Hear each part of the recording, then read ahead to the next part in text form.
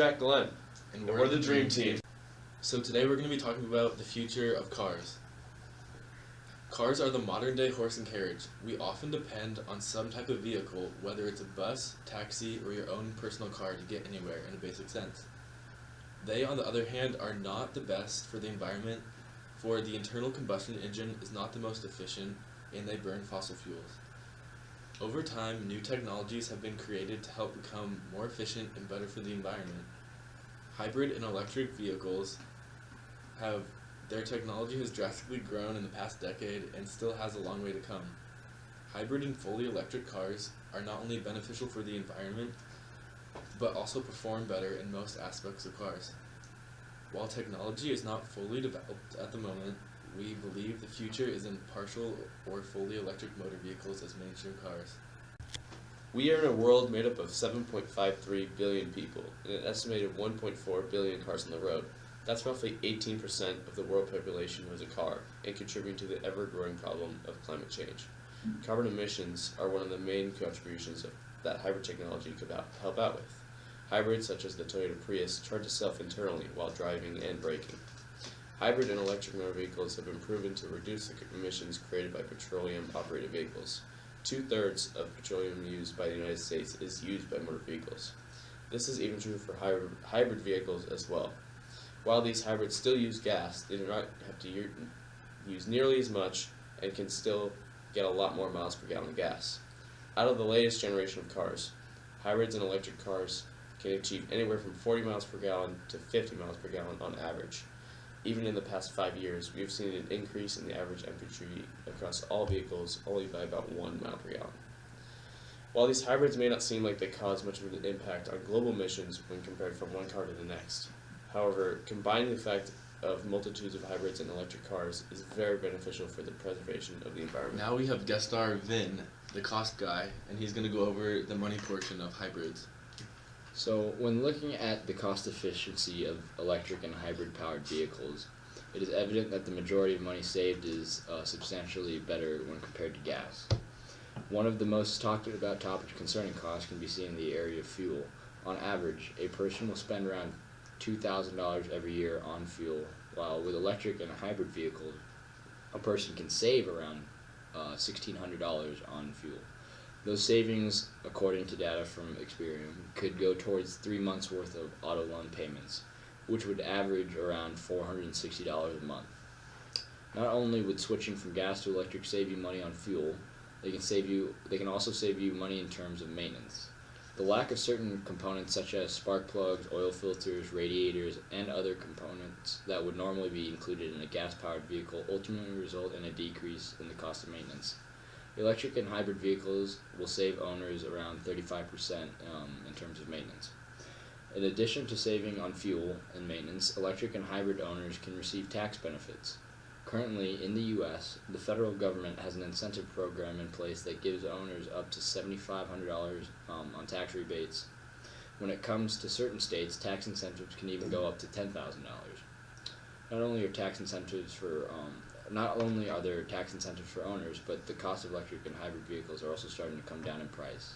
These prices are coming down due to technology advancing, and certain vehicles such as the Nissan Versa Note cost less than $15,000. Thank you, cost guy. Now we're going to go to our next segment with guest speaker Shawny. Here we are with our local performance expert, Shawny.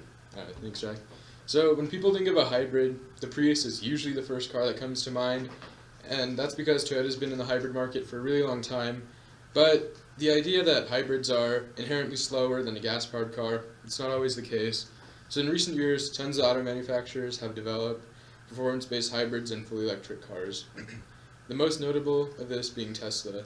The top-of-the-line Tesla Model S sedan not only has an electric range of over 330 miles, it does 0 to 60 in 2.3 seconds, which is the fastest that Car Magazine Motor Trend has ever tested for a production car. Not only is it an amazing luxury car that can seat up to 7 people, but it has performance that can rival $1 million hypercars in terms of acceleration. Manufacturers like BMW have started adding in hybrid tech into their sports cars. Their i8 model is the perfect example of this. The car has a small turbo engine and electric motors, which combine for an output of 360 horsepower, making the car capable of 0 to 60 in 4.5 seconds, and at the same time it gets over 30 miles per gallon. This, however, idea of hybrid sports cars was taken to an extreme in 2014 when McLaren, Porsche, and Ferrari developed 3 hybrid hypercars, the Porsche 918, the Ferrari LaFerrari, and the McLaren P1. All 3 of these cars are capable of doing over 200 miles per hour, 0 to 60 in under 3 seconds, and they're some of the fastest cars around racetracks. Here's a short clip demonstrating the prowess of these hypercars for Motor Trend. This hot lap battle was always going to end with a winner, and that car is the Porsche 918. Its clever electric-assisted all-wheel drive system and low-speed cornering proficiency gave it the advantage. It's an incredible performance from an incredible car. While there's undoubtedly some disappointment in Woking, this McLaren remains just as wonderful. It's still the quickest accelerating car we've ever tested and faster than any other production car we've ever lapped here. Randy enjoyed driving it more too. There may be an 0.8 of a second gap between the 918 and the P1, but there's a 3-second gap to the next fastest car at this track. And focusing too much on the small amount of time that separates the 918 and the P1 almost does a disservice to their accomplishments.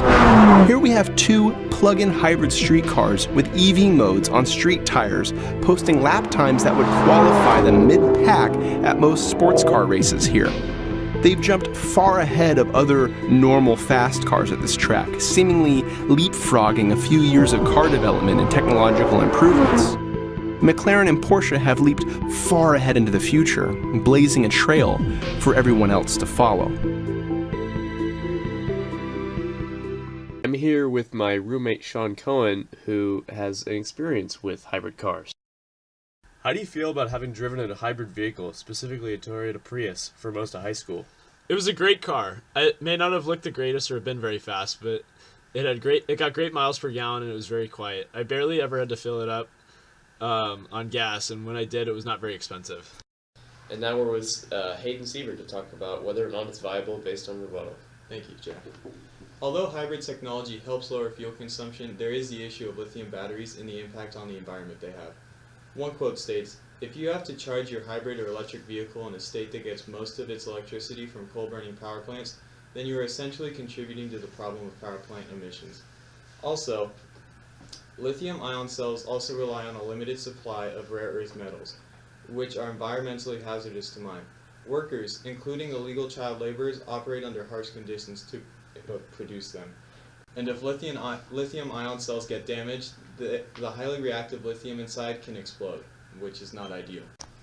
Hybrid and electric powered cars may have a lot of improvement to do in order to be completely viable, but they are the key to reducing harm on the environment in the future. With costs, efficiency, performance capabilities, and environmental benefits in mind, these vehicles are on the rise of proficiency. Once a majority of people have converted to hybrid and electric cars, we can see an improvement not only in our environment, but also in our economy. Well, this concludes our episode on hybrid cars for the future.